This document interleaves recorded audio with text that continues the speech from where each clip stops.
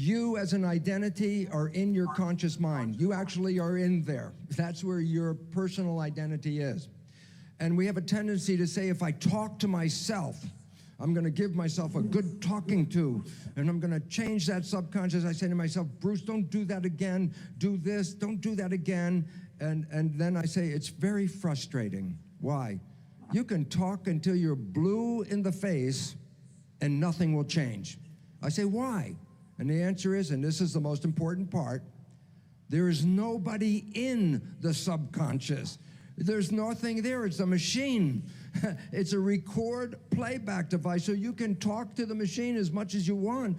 If you don't know how to push the record button, nothing's going to happen. So then I say, how do you change the program? I say, how did you get the program? The first 7 years, your brain was in theta, hypnosis. So I say, you want to change the program? Every night when you go to bed, just as your mind disconnects, just as you fall into sleep, your brain is now operating in theta. So if you put earphones on your head and you play a tape, a program, a CD of what you want, as your conscious mind disconnected, your subconscious is downloading. So you just play that tape as you go to bed, and after a number of playings, your subconscious will learn the new program without even your conscious being involved. That's number one. After age 7, how do we put a program in? Repetition. How did you do anything? You repeated it over and over again. How long did it take you to learn the alphabet? How many times did you have to go from A to Z before you could remember the whole alphabet? When you drove a car, you didn't know how to drive a car until you did what? You practiced. You repeated. So if you want to change a program, you put into your mind a repetition. And it's not... recognize this, what you want to change doesn't exist. So when you put in the new program, it'll sound strange. So let's say you are sick, you have a disease, and I say, what program do I want? I am healthy. I go, it doesn't sound right. I know I'm sick. I say, I don't care. There's a saying in English, fake it until you make it. What that means is, if you want to be happy, just keep in your mind, I am happy. I smile, even if you have to force a smile. I am happy, I'm smiling. I say, repeat this and repeat this. And guess what? After a short time, it becomes a habit. And when you're in that habit, you don't even have to think, I am happy. The new habit will keep you happy all the time because that's the new program. Need motivation? Watch a top 10 with Believe Nation. Hey, it's Evan Carmichael, and I make these videos because you are probably the most ambitious person in your circle, but you know you're capable of more. And you get that push by surrounding yourself with the best. So today, let's learn from one of the best, Bruce Lipton, and my take on his top 10 rules for success. Enjoy. Rule number 2, identify the stressors. So someone's not feeling well, they've got, I don't know, they've got the flu or they've got something wrong with their stomach or something. What should they practically do? They should presumably go to the doctor and get a diagnosis. Would you go along with that? I'm just trying to see where this goes in day-to-day life. Well, I wouldn't say don't go to a doctor, but I say before you go to a doctor, just look around and think about this. What's going on in your life? Where are the stresses coming from? Because it's almost your physiological expression is a complement to your life experiences. Those people that are happy are healthy. As I said, when you're in the honeymoon, you didn't get sick in the honeymoon. That's when you're absolutely healthy. But when you got caught back up into real life, that's when illnesses start to occur. So we always look at, oh, I must be sick. There must be something wrong with my biology. When it turns out, it didn't begin with your biology. Only about 2% of illness is actually connected to genetics, let's say. 98% of illness is not just genetics, it's environment. So when a person says, oh, I have the breast cancer gene, and people think, oh, I'm going to get breast cancer. And I say, well, wait. 50% of women that have the breast cancer gene get cancer. What about the 50% that have the gene and didn't get the cancer? And we never study that side. We only study the side that got the cancer. And you find out, well, what is it that the 50% do that don't have the cancer yet have the gene? What's different? The answer is their lifestyle is different. Their stresses, their fears, their concerns are not the same as the one that get the illness. The genes are like give you a propensity to get a disease, but that propensity is based on how you perceive life. And it's interesting, studies show that when children get adopted into a cancer family, the adopted child will get the cancer with the same percentage or probability as any of the natural sibling. And you say, but yeah, but the child came from totally different genetic stock. And the point is, yes, it wasn't the genes that promoted the cancer, it was the lifestyle that promoted the cancer, especially the lifestyle of stress. And then I say, well, if stress is causing lifestyle, I look around at the world and I go, my God, no wonder everybody's sick. Every day is filled with more stress than the day before. And if you buy into the stress, you take that disharmonious vibration, essentially, bring it in your life, and you end up with disharmony inside your body. Your life is a reflection of what you see. Rule number 3, get rid of the frail image. Because we've been so programmed to devalue ourselves and disempower ourselves, that we look at ourselves as victims and frail biological entities, ripe for bacteria to eat us up and all these other things. It's like, this is totally untrue. So the issue is we have to start from that belief and change these beliefs of who we are. We are profoundly powerful people. Look, you can walk across hot coals, a woman can lift a car off of an infant without thinking about it. Down south, the Baptist fundamentalists of the Pentecostal faith work themselves up in a Jesus state and drink strychnine in toxic doses to demonstrate that God protects them. They're not harmed by the strychnine. I mean, you can walk across fire, you can drink poison, you can lift thousands of pounds. Where's the frail image come from? And that's a belief. But the problem is if you believe you are frail, if you believe you are susceptible, if you believe you have a terminal illness, they manifest because that's called the nocebo effect. Rule number 4, change your thoughts. They did a recent study where they looked at some genes controlling inflammation. And then they read the genes of these people, and then the people went to 8 hours of meditation, and at the end of 8 hours, the genetic activity was completely changed. In other words, you can change the genes in just 8 hours of a meditation, and that means how powerful your thought is in controlling your biology. Also, to make sure you're actually taking action after watching this video, I've designed a special free worksheet just for this video. The worksheet will highlight all of the lessons learned in this video, as well as pull out our 3 favorite learnings and quotes that will inspire you to actually do something. The worksheet will also give you space to write down what your key takeaways are and your specific plan of action to make sure you're getting results. If you want the worksheet designed specifically for this video, absolutely for free, there's a link in the description below. Go click on it and start building the momentum in your life and your business. I'll see you there. Rule number 5, take control of your consciousness. I don't want to say don't go to the doctor, so I'll go back just 20 years ago, the last time I went to a doctor. Okay. I went to a doctor because I had pneumonia. And I said to myself, well, yeah, I can see why. At that moment in my life, there was so much stress going on in my life that I could see I had opened my system up to that. But then I also realized, okay, well, I can, handle this with my consciousness. But then I realized the bacteria were doubling and they're growing faster than I can handle my consciousness. So I said, okay, now's the time for some penicillin. But the concept of it was, I don't rely on the penicillin, and all I had to say was, look, I get back on my feet and I go, it was my responsibility. And if I don't get into that same stressful situation again, then I won't have to go through this again. And it's been 20 years. So it's intelligent learning, isn't it? Yes. Don't discard the element of medicine until your consciousness gets high. And the fact is, when people have lower consciousness, because they're not strong enough in their consciousness to really manifest everything they want, they really need to take care of themselves more, eat better, better nutrition, do more exercises, do these things to add to your health. But the surprising thing is, if you get more and more and more conscious, there's a point where you get so conscious, then you become like the person we refer to as Jesus, who does all these miracles. And what did Jesus say about the miracles? He said, you could do these better than I can do them, but you don't believe.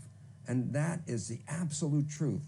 Because when you fully have control of your consciousness, with that belief, you do create the miracles. The miracles of spontaneous remission, for example, a person terminally ill who all of a sudden says, I'm not buying this. I'm going to change my vision of life. And the moment they change their perception, they have what's called a spontaneous remission. Again, that would be called a miracle, but what was it? Taking full control of consciousness and manifesting a life of being fully conscious and present and seeing what brings harmony into your life and avoiding or eliminating as best you can any of the disharmony that exists on the outside, because disharmony will make disharmony inside. Rule number 6, create your desires.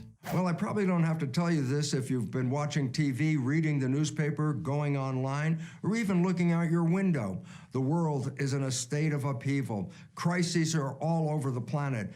Crises based on economics, politics, religion, race are upsetting the nature of civilization as we have known it. Well, this is not an accident.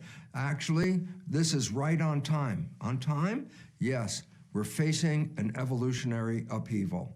The significance is profound. Science has recognized that human behavior is precipitating the 6th mass extinction of life on this planet. 5 times in the history of this planet, life was thriving and some event wiped out from 70 to 95% of all life. The last time this happened, 66 million years ago, a comet hit the planet, upended the ecosystem, and the dinosaurs disappeared forever. Well, guess what? We are now in the 6th mass extinction. Human behavior is causing this. The way out is to change behavior. But to understand that, we need to understand that you are not a victim of your genes, not a victim of the world. As quantum physics emphasizes, consciousness is creating our life experiences. When I show up on September 27th in Copenhagen on Friday night, I'm going to provide a presentation to inform you of why this upheaval is occurring, the future of our evolution, and more importantly, how powerful you are in creating the character of the life you want. As quantum physics, the most valid science on this planet, acknowledges, consciousness is creating our life experiences. Well, my presentation will go deep into the nature of consciousness and how our mind controls our genes, controls the behavior that we have and the life that we express. And when you understand that you've been programmed and it's time for us to get out of this program to recognize how truly powerful you are, this is the opportunity to take charge of your life. And so what we need to understand is this: A, you are not a victim of your heredity, because epigenetics, the new science, reveals that you are controlling your genetic and behavioral activity. And more so, we want to understand a very important fact. There's more to us in this physical body, that there's a field of energy with our identity, which is also recognized as a spirit. And if you recognize how powerful you really are and that you are more than this physical body, you will have the opportunity to take charge of your life and create the wishes and desires and aspirations that you seek. Rule number 7, don't let your mind limit you. The belief that is taught is that biology in the world we live in operates according to Newtonian principles. Unfortunate part about that is quantum mechanics 100 years ago said that's obviously not true, and physicists know this is not true, and yet medicine doesn't buy into it because it still focuses on the material reality and lets go of the invisible shaping fields that quantum physics emphasizes as primary. Okay, so we have to change that belief system. We have to get people to recognize that the field and the thoughts and all these other things are as important as anything else in shaping the matter we live in. Number 2, the belief which I blew away years ago, but it's still being taught in school, is the concept that genes control life. This is totally false. Genes control nothing. Control is an action. A gene is a blueprint. It's physically, literally a string with blueprint data on it. Why is that relevant? Well, it's interesting. Go to an architect's office, and the architect's working on a blueprint, and then lean over the architect's shoulder and say, is that blueprint on or off?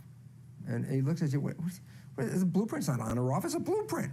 Yeah, but we talk about genes being on and off, like genes are turning on and genes are turning off. And the question is, but genes are blueprints.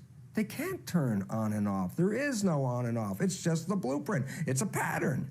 What we have failed to focus on because we gave genes a character of self-actualization.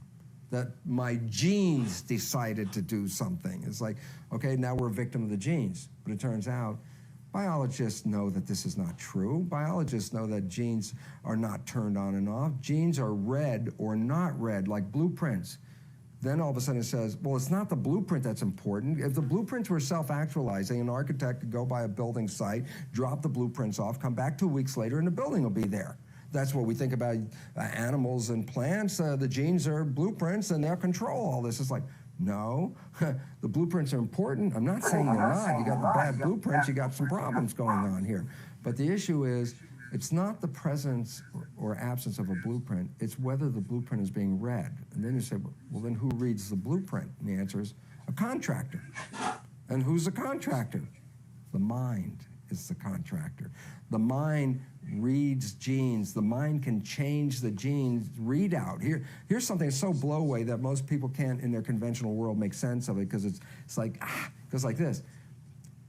The mind, through what is called epigenetic mechanisms, can start with a single gene blueprint and create over 30,000 different versions of products from the same blueprint. 30,000 different products from the same blueprint. And all of a sudden you realize, my God, you can infinitely vary the expression of the gene. And the answer is yes.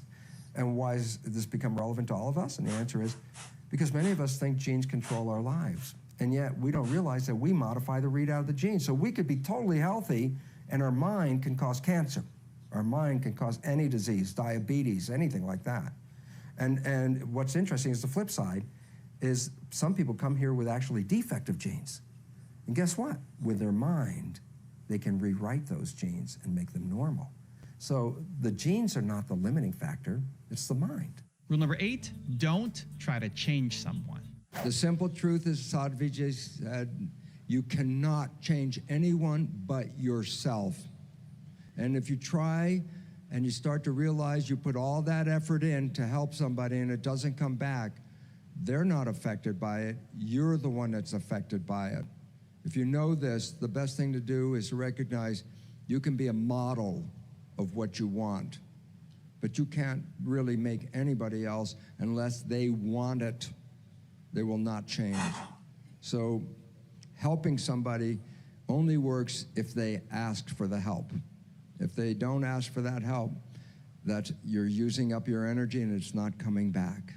And I really feel that's the most important thing, because how frustrated we feel when we know that somebody could do better or be healthier and you could help them and they're not listening. It's not in their program at that time. When their program is ready to change, they will come to you and ask for the help instead of us going to them. It will save your energy, save your life and your joy, and you could use it to a much better effect by creating an area, an aura, an energy around yourself that others want that. And then you will become the teacher. And that's what it's all about. Rule number 9, redefine happiness. You talk about, again in your first book, about how cells automatically move away from toxicity and towards nutrition. Yes. And it seems that as human beings, that's something that we're trying to do, but we get it wrong a lot of the time. We're trying to move away from unhappiness, or what we think makes us unhappy, and towards what we think makes us happy, but we get it muddled up, don't we? Well, yeah, but you see, the key word you said is what we think makes us happy. That's right. So, I mean, I was caught in that in the old days, too. Before I became aware, I thought at one point, wow, I'm going to buy that little, that car. I bought a car that looked like a Ferrari called a Pantera back in the 70s. And I thought, okay, I'm going to be happy. I got this great car. So I got the car, and about like 2 days later, it's like, now I got this car. I'm not any happier. And as a matter of fact, I got now 3 speeding tickets because every day I took the car out. Of course, I couldn't go 30 miles an hour with it. So every day, it was like the car became a burden to me. And it was all of a sudden, so, well, that whole program that Ferrari is going to make you happy, that was a misprogram. It wasn't the car that makes you happy. And I started to find out it wasn't the material things that make you happy. What makes you happy? Love makes you happy. Good food will make you happy. Harmony in your environment makes you happy. These things are, harmony in environment, where's the price tag on that one, Basically, having a relationship with somebody that supports you and fulfills you. Where's the price tag? We always bought that, oh, money gives you happiness. So we had all those billions of people out there every day running in the streets. And how much money can I make? Because if I get enough money, I'm going to be happy. And then you find out even people with the most money are not happy. And programming was wrong. If we were programmed to seek out companionship and community and love, that's where you make us happy. And rule number 10, the last one before some very special bonus clips, is locate the problems. On a beautiful spring day, Bill is celebrating his 16th birthday, and his father hands him the keys to the car and says, Bill, this is your first solo trip. Please be careful and enjoy this experience. Thanks, Mom. Thanks, Dad, for letting me use the car. He's very excited when he sees his friends and waves hello to them, being the proud owner of a new driver's license. Hi, Miles. Hey, I really like your new electric train set. Hi, Gabe, Lily, Annabelle. I want to come and visit you tomorrow and jump on your trampoline. Oh, this is so wonderful. And he drives down the street further, and all of a sudden, something catches Bill's attention. Oh, the check engine light is flashing. It's red. I don't know what to do. Something might be wrong, but I told Dad I'd take care of his car, and the engine light's flashing. I don't know. Not sure what it is, Bill drives into the local gas station where he sees the mechanic. There's a gas station. I'm gonna go in there. Whew, wow, I'm lucky I made it into the garage before anything went wrong with the car. Well, Bill, what seems to be the problem here? Well, hi, Mr. John. I'm having a problem with the service engine light that's flashing. I don't know what to do about it. Well, Bill, that'll be easy fix. You go wait in the waiting room, and I'll come and get you when the job is done. Thank you, Mr. John. My dad will be real happy to have the car fixed. Bill goes into the shop, and the mechanic gets behind the wheel. Well, it's the red check engine light for sure. And he puts his hand up under the dashboard, and he pulls out the light bulb from the service engine light warning lamp. Oh, I got a good idea.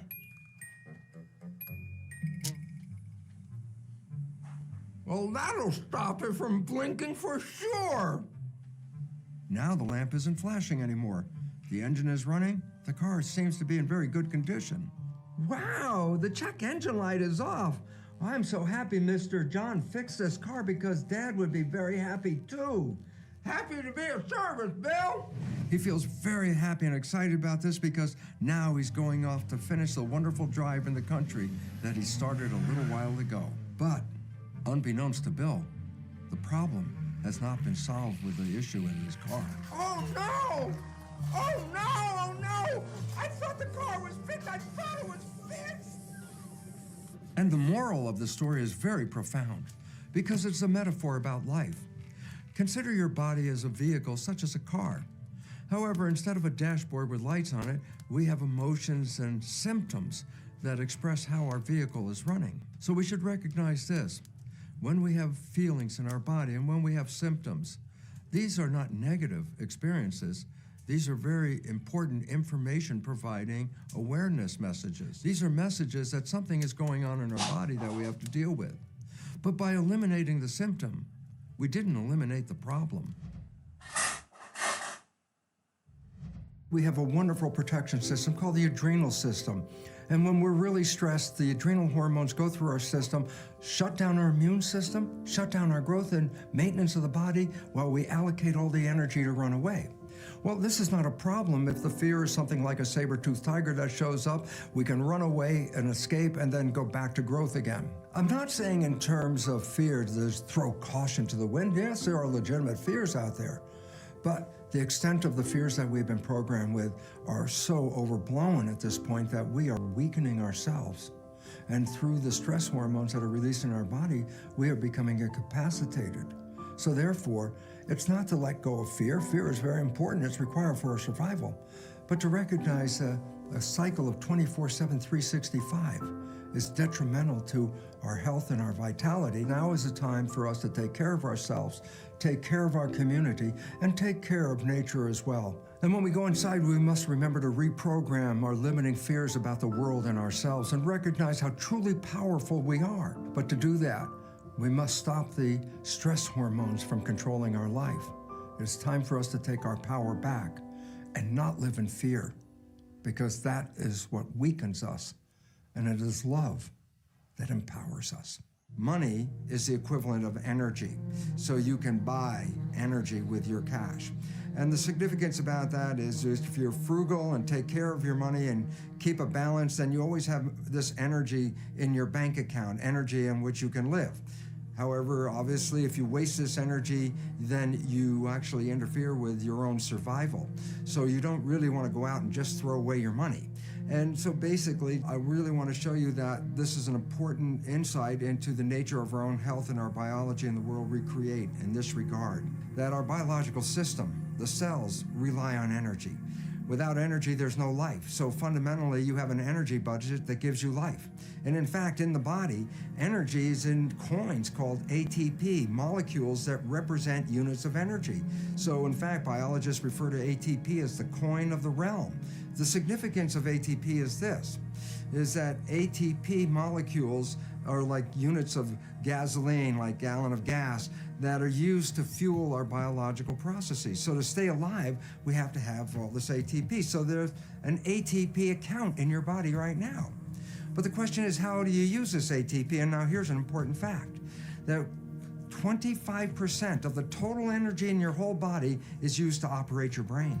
So all of a sudden you start to recognize that the brain uses energy at the rate of muscles of a marathon runner. So brain and muscle activity are pretty much the same.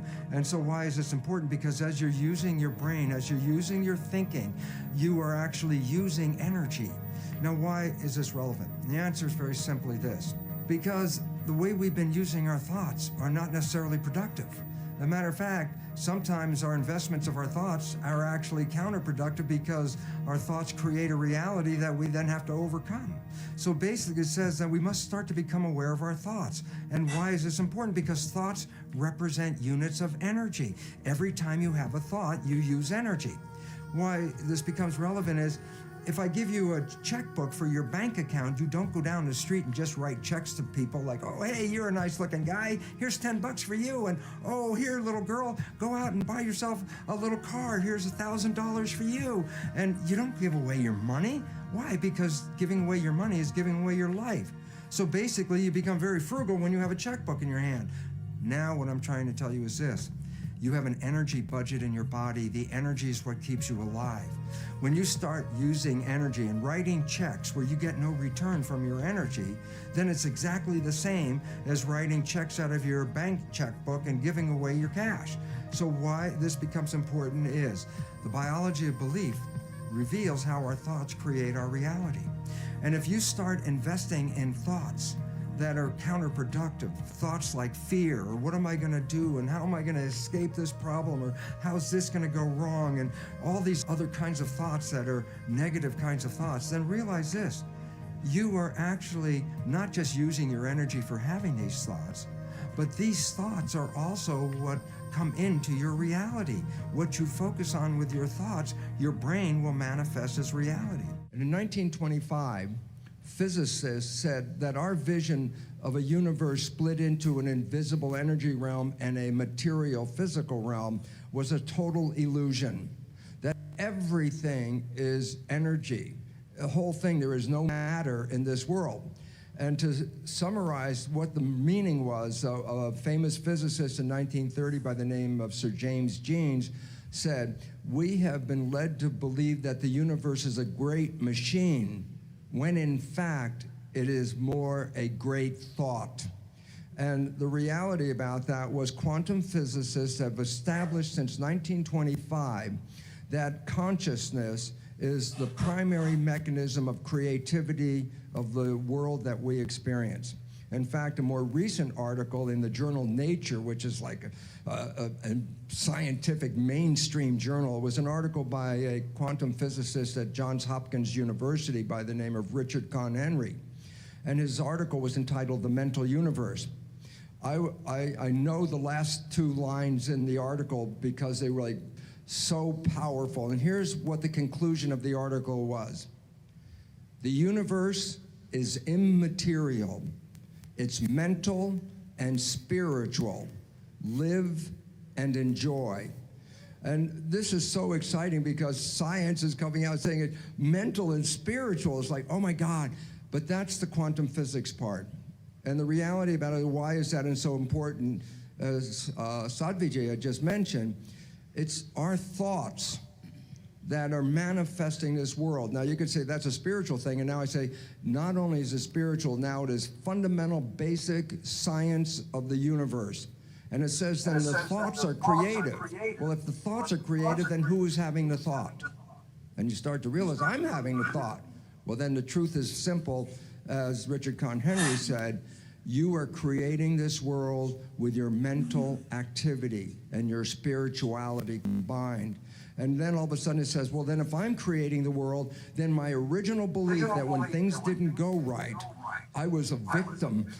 The universe wasn't supporting me. You know, it's like, oh, I try so hard and the universe is not giving me things. It turns 180 degrees around. And it basically says this, we are creating this world. And then I say, your mind is creating this world. I was looking for relationships. I kept failing at them, okay?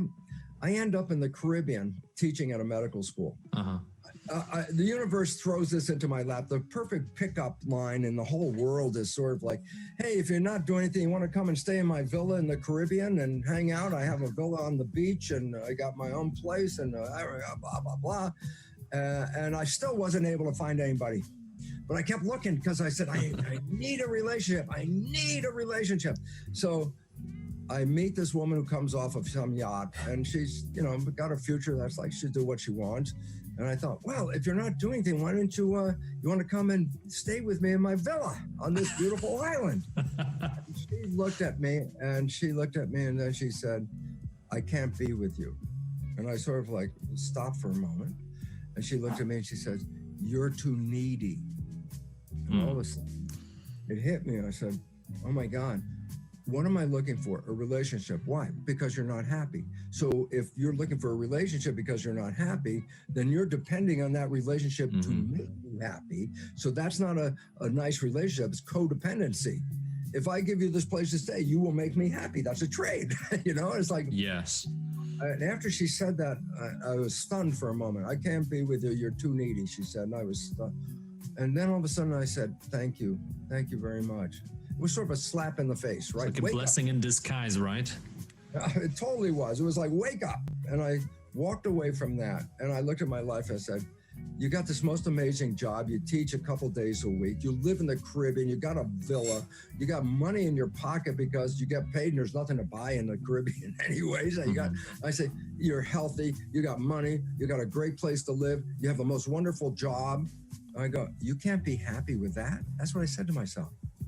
I said, how can I, I'm looking for this person to make me happy. I said, oh, no, first I make me happy. Yeah. And then when I make me happy, that changed, and it did. What happened is I stopped bitching and started to enjoy.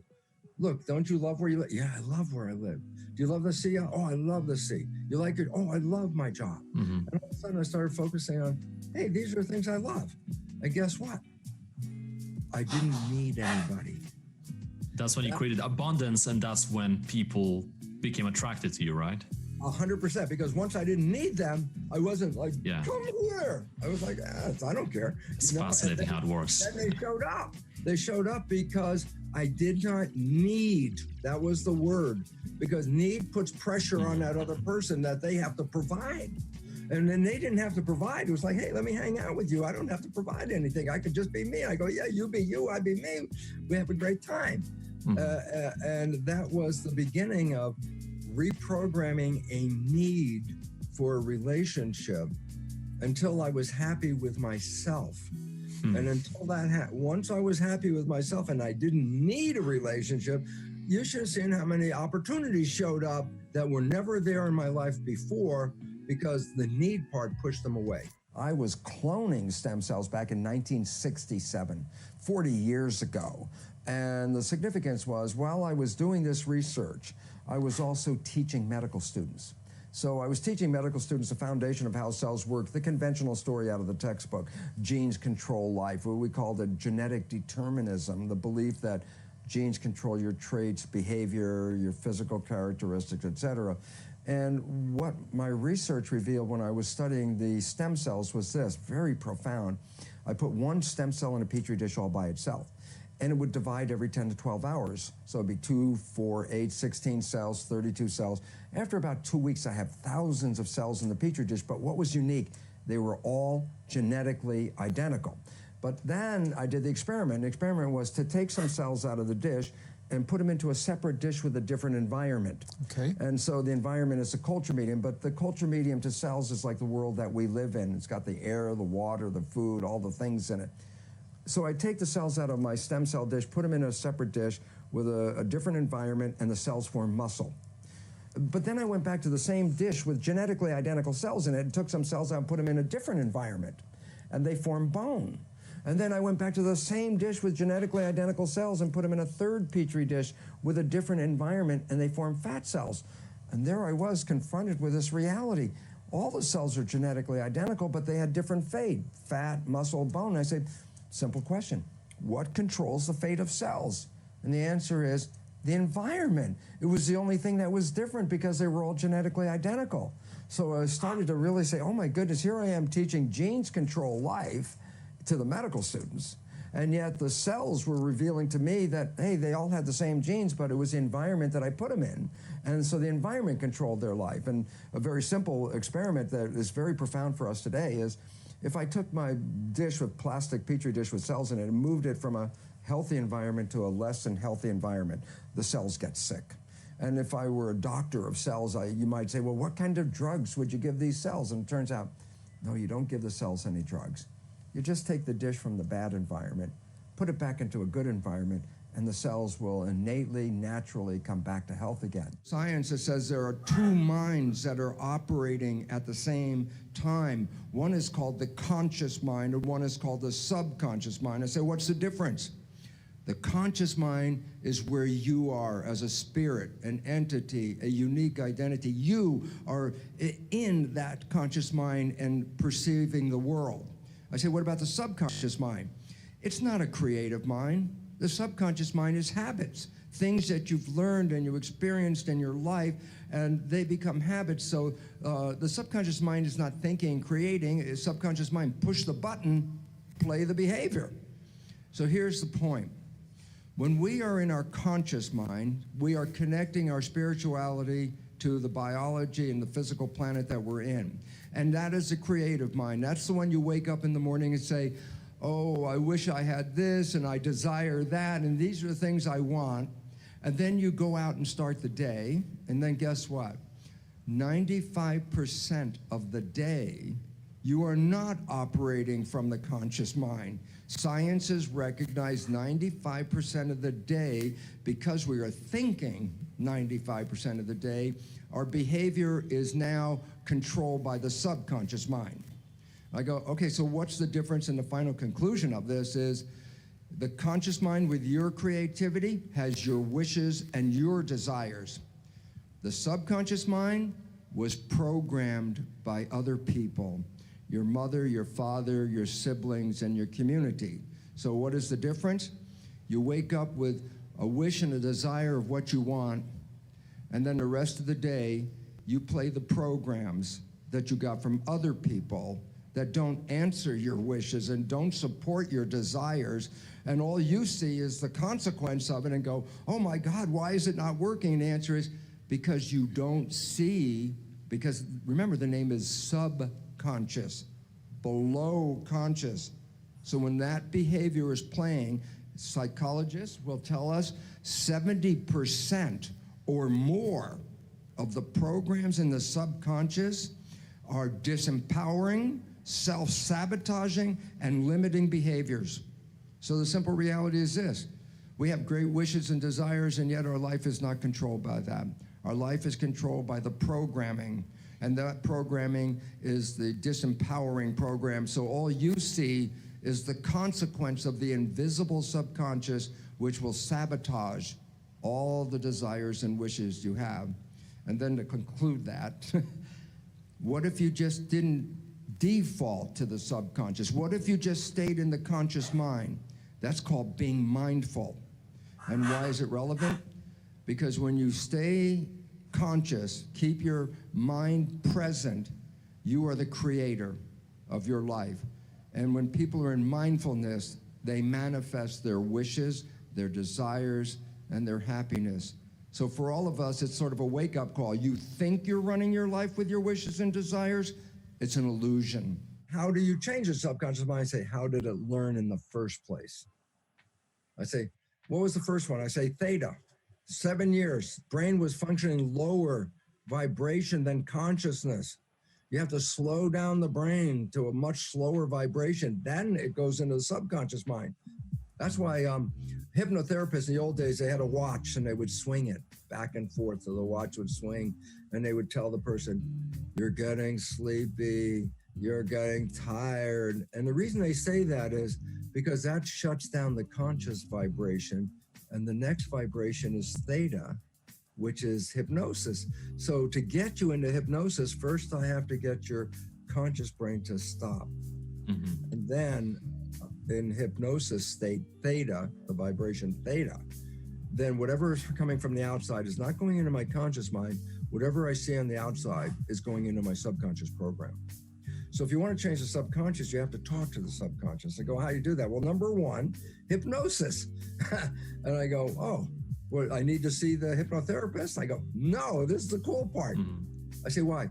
I said, we have different vibrations. The lowest vibration is delta, is sleep. The next higher vibration is theta, hypnosis, imagination. The next higher vibration is alpha, calm consciousness.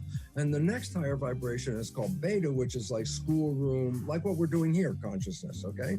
I go, so why is it relevant? I say, when you're asleep, you're at the lowest. And when you start to wake up, you go up first to theta. And that's like in the morning where you're half awake and half asleep. And then I say, but then when you're awake, you're in alpha. Now you're in consciousness. And then when you go to work, you're in beta, which is like the working consciousness. But when you come home, it reverses. So I come home from work, I'm in beta, but I relax. Oh, the consciousness vibration slows down to alpha. And here's the fact. The moment that the vibrations get a little lower than alpha, consciousness is now shut off for the night. You're sleeping. Yeah, but there's a period of time after alpha shuts off before it reaches delta, the lowest one. There's a period of time of theta. I go, why is it relevant? I said, you put earphones on. And the moment, and you play a program of what? Of what you want. A self-help program of make a relationship, be healthy, do a job, whatever. You get the program, self-help program. I say, you put it on a CD player, let's say, and you put the earphones on. And while you're still awake, just before you go to sleep, you can hear what's going on. But the moment you fall asleep, conscious mind shut off, but guess what? Theta is on. The work is getting done, right? Right, it's good. You're getting a self-hypnosis with the earphone. So whatever you didn't hear it, you were sleeping. The subconscious mind was hearing it. And when you repeat that, that's how you put a new program in. So that's number one, self-hypnosis. I had tenure at the university. I walked out of the university and said, look, I can't keep my integrity. And at the same time, teach something I know was patently wrong. So I walked out because I saw that teaching the belief that genes control life was very, very incorrect. When we look at our lives, and I tell you that 95% of your life is coming from the subconscious program, this is not, it's new on a scientific awareness of how this mechanism works. But what's interesting is for 400 years, the knowledge that you could program somebody and control their lives has been available. It was the Jesuits who 400 years ago said, give me a child until it's 7, and I will show you the man. Most people didn't understand what they were saying, and what it is the first 7 years, which we now know biologically and scientifically is the program period. They knew that 400 years ago, and they said, if I can get that program in the first 7 years, that program will determine the life of that individual. I'll show you the man because they will represent the program.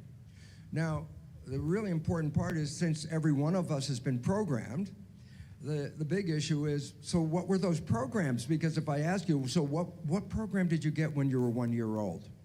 I have no idea. I wasn't really there. In fact, you were actually being programmed even before you were born, the last trimester of pregnancy. You were being programmed. And I go, well, this is really a critical issue, because the first thing I'm telling you is your life is 95% programmed, and most of that is really disempowering. And of course, the first thing I would think is, then what are those programs so I could deal with them? So I want to make something very easy for you, so you don't have to go and review your whole life and try to figure out what the programs are. Save you a lot of time. The fact is this: you are playing the program 95% of the day, meaning your life is a printout of your program. So you don't have to go back in time to review. That would just actually irritate the system more, because every time you review those things that unsettled you when you were younger, it just reinforces that same pain that you had earlier. So going back and finding out who did what to who is more than just a waste of time. It actually will set you back. As a matter of fact, there's an old phrase that people have heard, and it says, don't kill the messenger over the message. What that means is this: don't go back and blame all the people that did this and that and that and that. That's irrelevant. Who they are is irrelevant. What's relevant is, what program did you walk away with? Not who did the event, but what you learned. So now I said, okay, I've been programmed and I have no idea what the program is. I said, then look at your life, and here's the simple resolution. Everything in your life that you like and it comes to you is because you have a program to support that. That's wonderful. That means that's great. It's going to come to you because that program is bringing it to you. But in contrast, this is the one that's important. Anything you work hard to accomplish, anything you struggle over to make it happen, anything you put a lot of effort in, I want this, I'm going to work like crazy, I'm going to get this. My first question is, why are you working so hard? And the answer is very simple.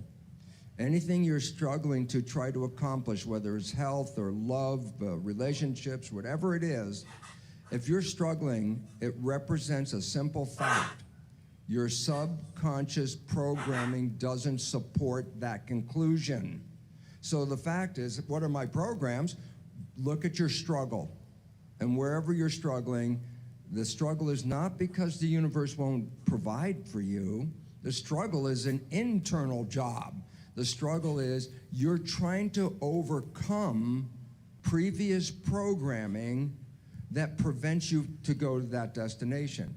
So the wonderful part about this understanding is, you don't have to review your life. You can look right now. At this one moment, just look in your head and say, what are the things that I keep trying to get, and they seem to be elusive? I can't get them. They're always out of reach.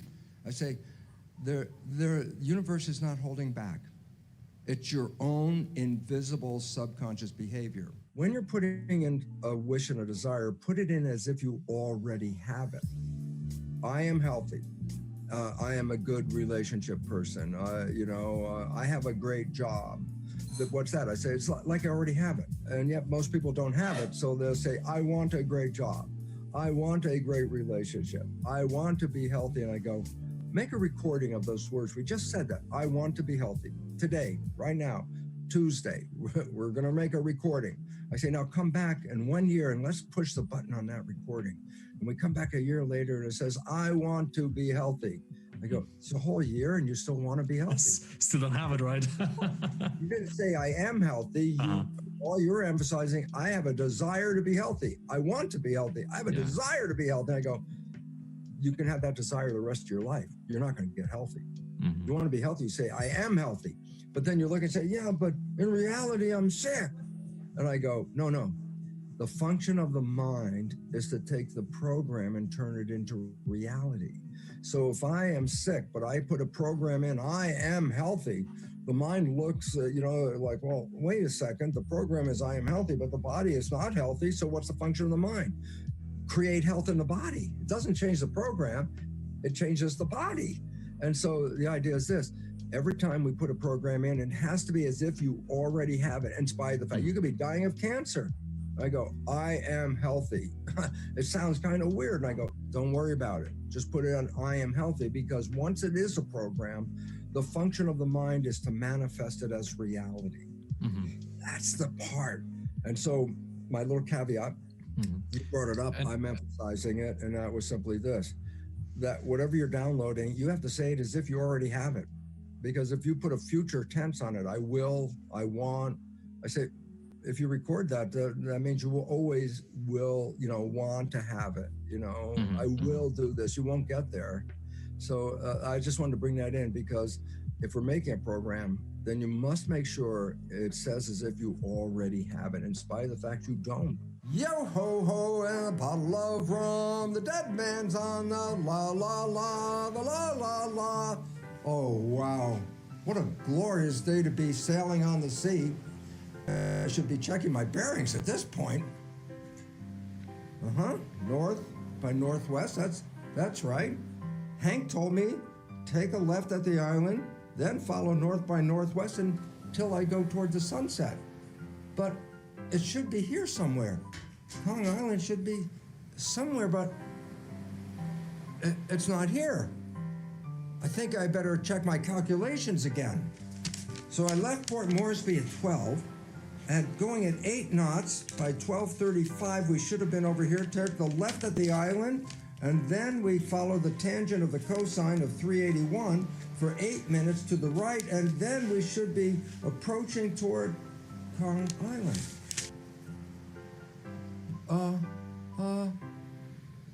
Uh-oh. I'm lost at sea. What should I do now? I knew I should have trusted my feelings when Hank gave me directions. It just didn't even feel right. And in today's world, we're told, don't go by the feelings. If I did, I would have probably been better off at this moment. So when we recognize we have to make a decision, we can do it in 2 fundamental ways. First, do an assessment, an analysis of step by step, what does this decision mean and why should I choose it? But when you get to the end, before you absolutely take that information and make a decision based on that, ask your heart. And the reason why is this: the heart doesn't care about the individual steps in the decision. The heart only looks at the conclusion. Either you get more energy from this decision, a good vibe, a feeling that this is right, or the heart will give you a feeling of bad vibes, less energy, a feeling that maybe this isn't the right answer. So the significance is really profound, because the heart just reads energy. And higher energy is more life, less energy is less life. So in making a decision, yes, it's acceptable to do the analysis, but before you come to that final decision, please check in with your heart. Feel the feelings. If the feelings are good, that means go toward that direction. But if you feel questioned about it, you feel weaker about it, doesn't just feel right, the heart is telling you right off that that energy is not good for you and you should use some other decision. Oh, wow. That's so wonderful. What a wonderful way to make a decision based on these feelings. And they can help us find the direction that we need to go in and lead us to a better life.